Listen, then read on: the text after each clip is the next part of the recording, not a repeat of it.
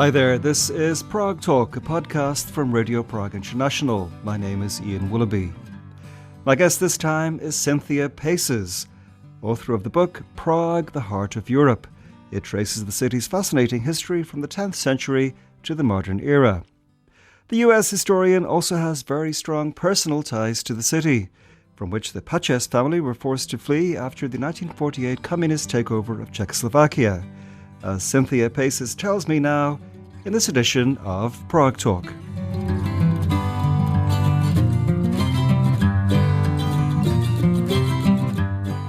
Please tell us about your own background and your own family story. Your family name was Pačes. That's right, yes. My father was born in Prague in 1943. His parents were from the surrounding area, just slightly southeast of Prague. My grandfather was from Kostelec nad Černými lesy, and my grandmother from a smaller village in that area. But they both came to Prague in the 1930s and started a small business that made liqueurs. So after dinner drinks, my grandfather apparently had a patent for a chocolate hazelnut liqueur. It was a very sort of small family business, but it, especially after World War II, for those 3 years before 1948, it really got very popular. So they were successful small business people. My father was born in 1943, so right during, the heart of World War II, and he was the middle of three brothers. So I was, always drawn to the story of my family's time there, my father's short period of time there. He was 7 when they left the country in 1950 and then came to the United States after living in some displaced persons camps in Germany. My grandparents, as I mentioned, they were business owners.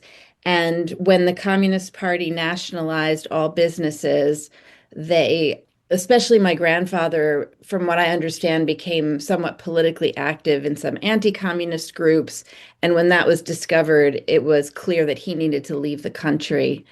I remember growing up knowing a little bit about that story, and I have this very strong memory of being maybe 8 years old or a little older, 9, and we were at my grandparents' house in New York, and they were watching the news, and my grandmother started crying during a report about the Iran hostages. And I said to my father, like, why is grandma crying? And he said she's remembering her time when she was in prison.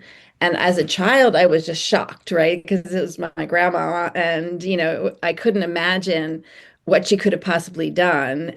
You, as a child, think, well, if you go to jail, you're a bad person. And it really made me just want to know more about my family story. And as a child, I was always, if there was a research paper to do or a little short story to write, I was always trying to kind of learn about that part of the world. Sorry to interrupt you, but why was your granny in jail? It's a very complicated story that my father has pieced together, but my grandfather escaped, and my grandmother was home caring for her 3 sons, along with her mother-in-law, my grandfather's mother, who was living with them and helping her. And our understanding is that somebody came to the house, and it may have been some kind of bribe or setup, and said that they knew my grandfather, had some information that would have told her, yes, this is somebody who's met him, and asked for money. And she was very desperate. I mean, her younger child was an infant. My father was about 6, and then their other son was maybe 12. And she did give him some money, from what we can understand. And then she was arrested as though it was some sort of bribe or illegal payment to somebody. It's really hard to understand when you look at the documents, but it was just in that period of time as the communists were taking over where, there was just a lot of injustice, I would say. We also found records in the archives that her mother-in-law could take my uncle, an infant, to the prison one time a day so that she could nurse him. It's just hard to imagine, being a mother, being without her husband and being in this situation.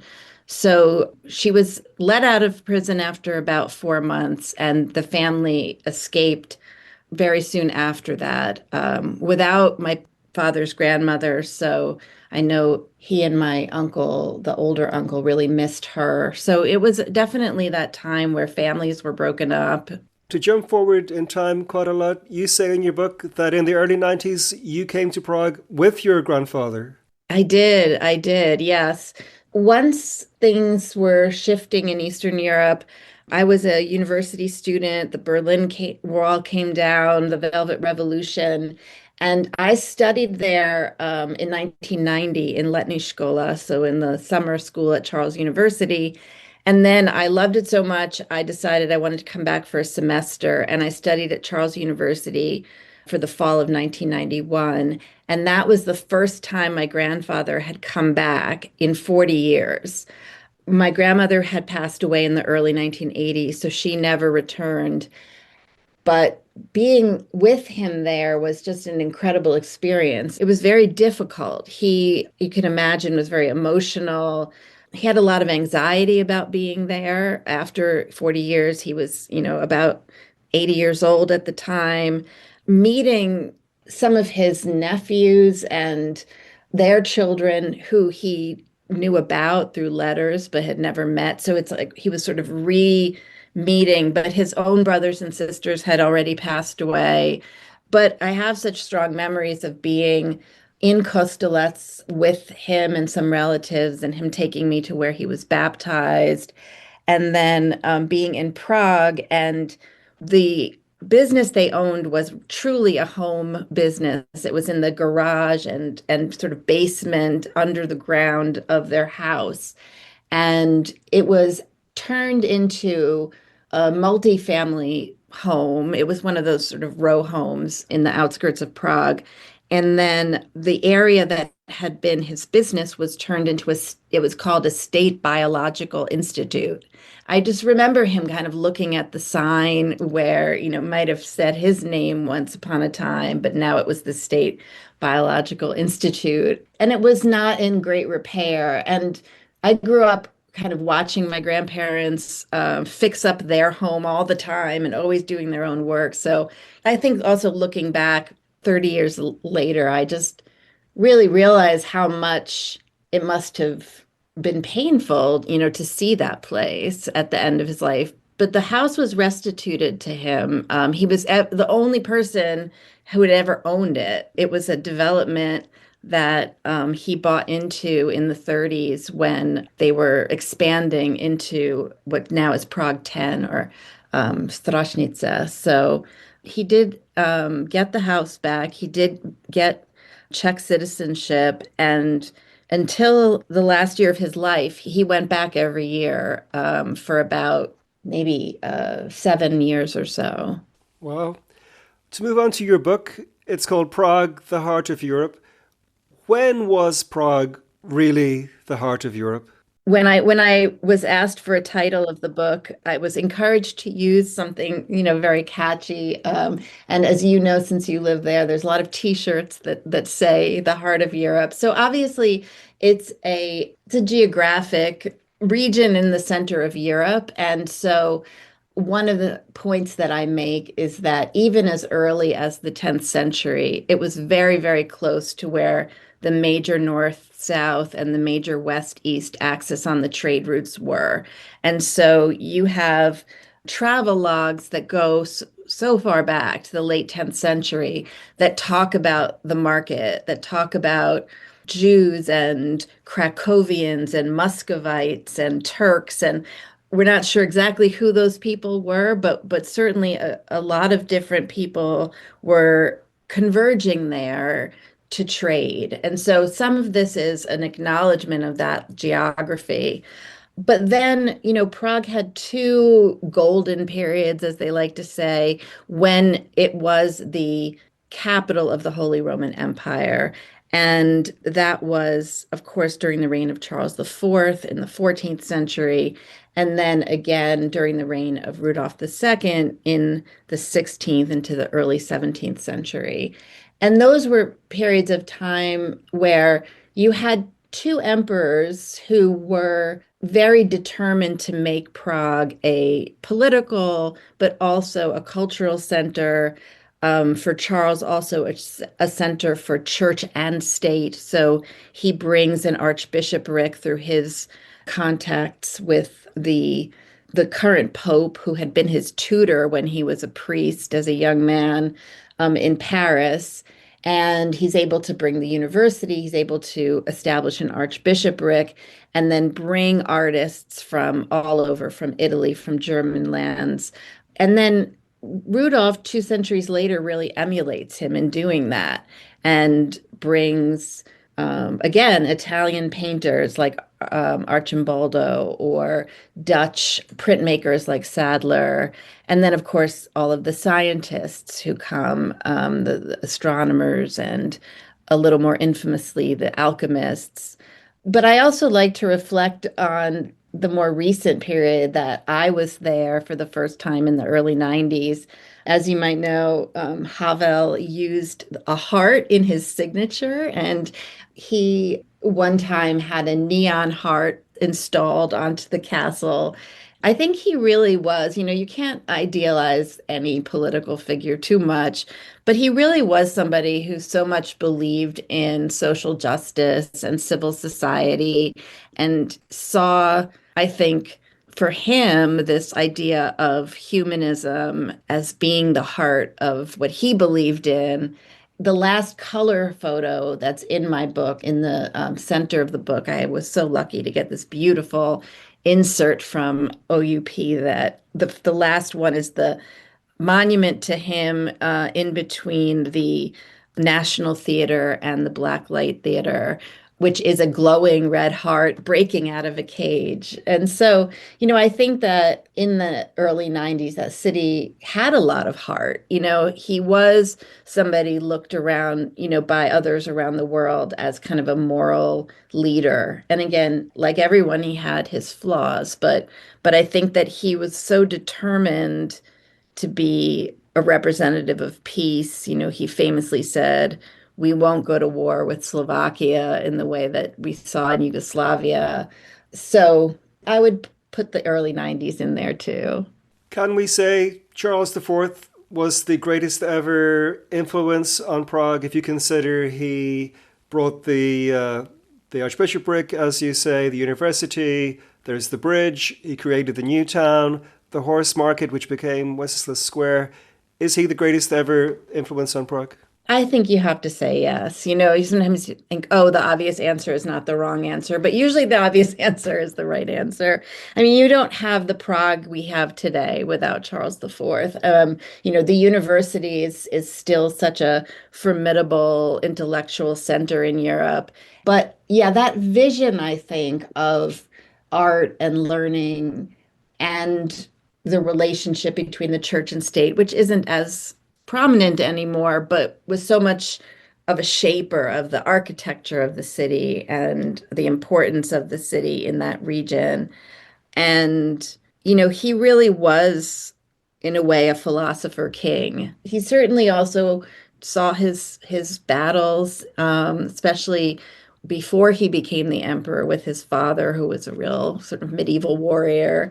But his dream was to create that intellectual, cultural capital. Well, your book covers a long period of time, over a millennium.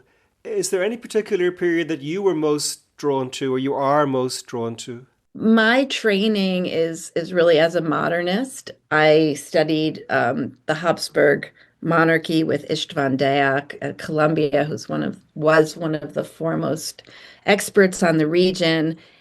So I certainly am the most comfortable researching that modern period.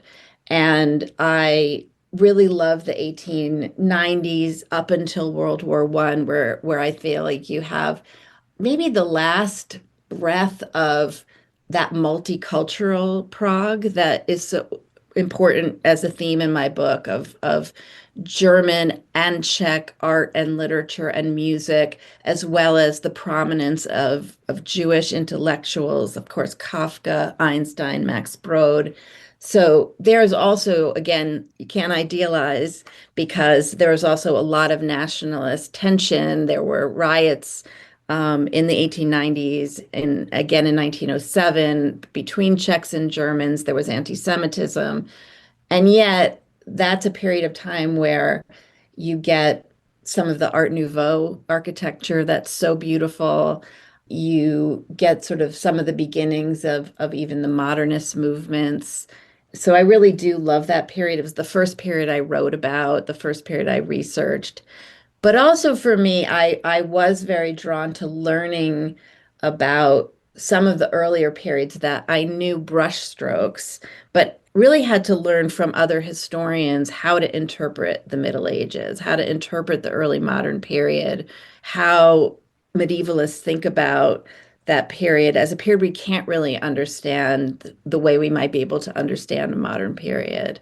So that was fun for me. So it was nice to be in my comfort zone and go deep there. But it was also really interesting to me to understand a little bit more about the structure of the early medieval state, for example. You just referred to Jewish history in Prague, of which there has been a lot. But it seems like for most of the period we're talking about, the Jews suffered and were mistreated quite often by different rulers in Prague. Absolutely. One of the things that is so important to understand is that I really believe, and I said it several times, I think, in the book, that we would not have the Prague we have without that Jewish community. They not only did play a significant economic role, but they also added so much to the cultural sort of milieu of Prague. And the rulers, I think, had a very sort of mixed relationship with them because they very much knew that they needed to have the sort of economic knowledge of the Jewish sort of economic elite. Having said that, and one point I make in the book quite a lot is that most Jews were quite poor. Most Jews in Prague were working within their community in services that were for one another. They were butchers, they were tailors. When they traded in the marketplaces, they did trade with non-Jews, but also they had their own markets. And they were closed off. They could only move out of that part of the city in the 19th century. But the rulers also saw themselves, I mean, it's very ironic when you even hear it. They considered the Jews part of the royal treasury. And in doing so, they wanted to protect that. Many of the rulers would protect the Jewish quarter because they knew that they were necessary, and they also didn't want the daily violence that sometimes anti-Semitism provoked. So I feel you get this very push-pull relationship between the rulers and the community. In some ways, you have these small daily instances of anti-Semitism where there's vandalism, where there's just anti-Semitic sentiment. And then there are these moments in history, like 1389, a horrible massacre that is remembered at the old New Synagogue every year, this horrendous massacre that occurred during Easter week. Or Maria Theresa, who is known for so much reform and educating girls and modernizing the bureaucracy. And yet she's responsible for this large-scale expulsion of the Jews in the 1740s. And in that case, it was only when some of the Prague burghers realized, we need them back for their economic position that they have in society that she allowed them to come back.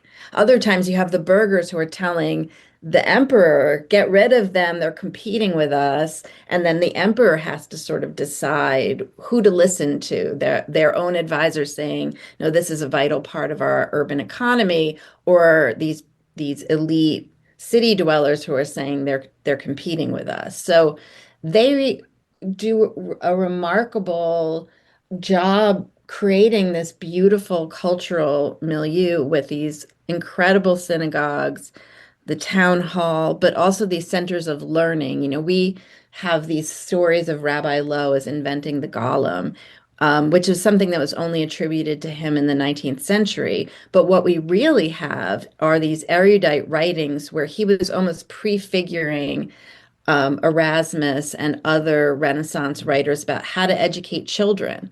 And some of the ideas that he writes about are still things that we take for granted in educating children today. So if you don't center the Jewish story in the history of Prague, you've done the whole history a disservice. About the German influence on Prague, or the German aspect of Prague, obviously something was lost when that was diminished and eventually disappeared. At the same time, isn't there something kind of exciting about the Czech national revival and the Czechs coming to the fore, so to speak? Yes, I think you're very right. I'm just thinking as you're speaking about that idea of newness, almost a romance, right? Like in a new romance, you're very excited and you want to show your best and you want to do creative things. And it almost, I feel that there was a population among the Czech revivalists, Palacký, but also Božena Němcová, the writer, or Karolina Světla, who grew up speaking German, but basically converted. You have the passion of converts sometimes who were speaking German and then said, this is exciting, and changed languages.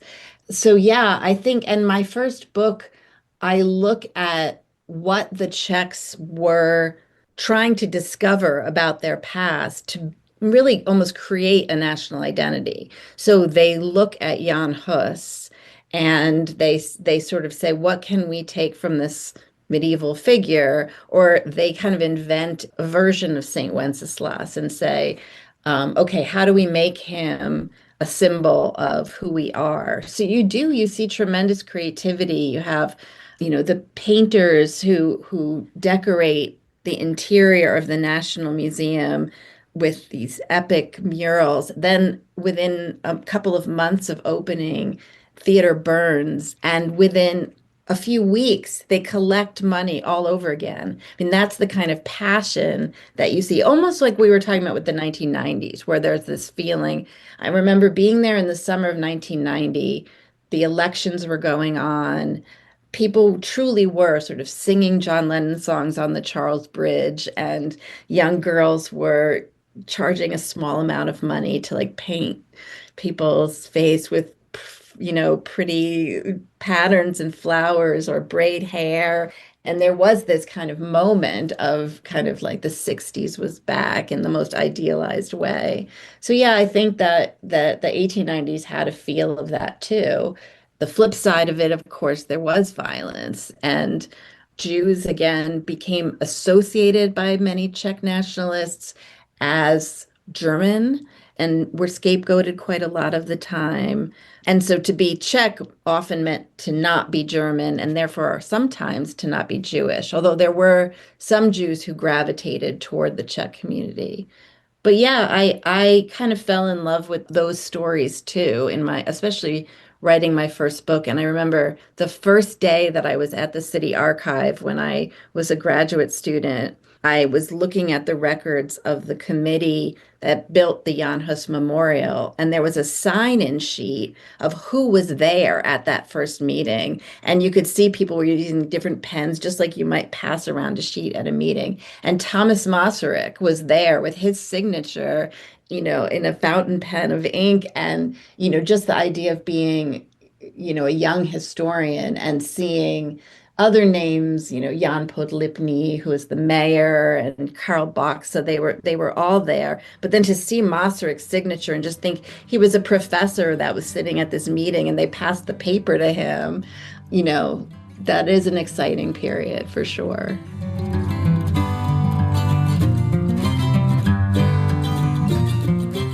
Many thanks indeed to Cynthia Paces. Her book, Prague, the Heart of Europe, comes out in Europe and the UK on the Oxford University Press imprint on the 8th of January 2026. Prague Talk is a podcast from Radio Prague International, and if you're new to the pod and enjoyed my conversation with Cynthia, why not check out some of the other interviews in this series and subscribe wherever you get podcasts. But that's all for now from me, Ian Willoughby. Thank you so much indeed for listening to Prague Talk, and talk to you again very soon.